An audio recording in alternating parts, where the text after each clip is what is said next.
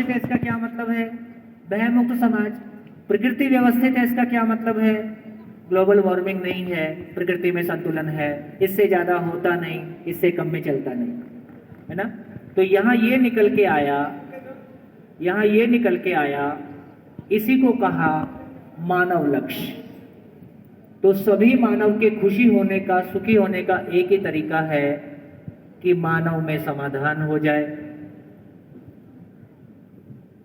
मानव में समाधान हो जाए।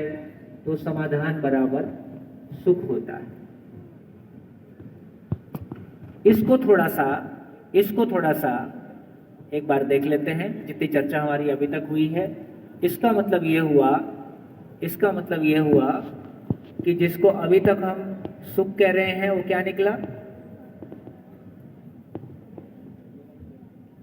सुख क्या है?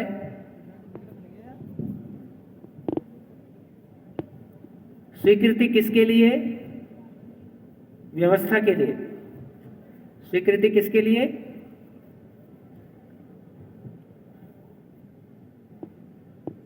सुख क्या है?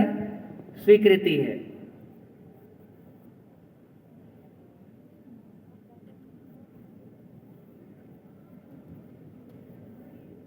स्वीकृति किसके लिए है? व्यवस्था के लिए है। तो व्यवस्था क्या चीज है?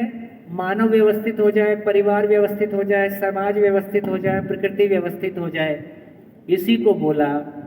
यदि व्यवस्था के लिए स्वीकृति है तो सुखी होने के लिए क्या करना होगा? व्यवस्था को समझना होगा। व्यवस्था को समझना होगा। समझने का प्रमाण है कि हम व्यवस्था में जी पाएंगे। जीने का प्रमाण है कि हम व्यवस्था को दूसरे को समझा पाएंगे।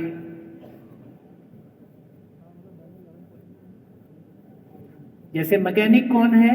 जिसको गाड़ी की व्यवस्था की समझ है, वो कोई भी गाड़ी के साथ हार्मनी के साथ जी लेता है और दूसरे को भी गाड़ी बनाना सिखा देता है।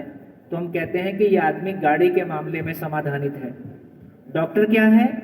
जो शरीर की व्यवस्था को समझता है, शरीर की व्यवस्था के साथ खुद भी ठीक रहता है और जो दूसरे को समझा सकता है। इंग्लिश का टीचर कौन है? जो इंग्लिश की व्यवस्था को समझता है, बढ़िया इंग्लिश बोलता है, बढ़िया दूसरे को भी बोलना सिखा देता है। तो हम कहते हैं कि हाँ, ये अपने फील्ड का मास्टर है। इसी का नाम।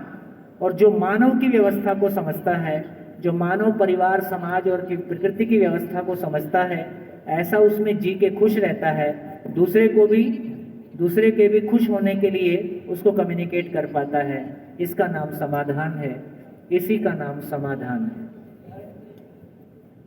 इसलिए सुख क्या निकला?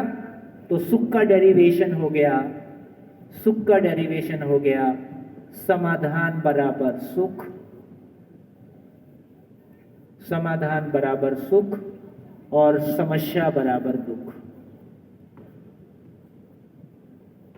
और समस्या क्या है? समाधान का ना होना ही समस्या है।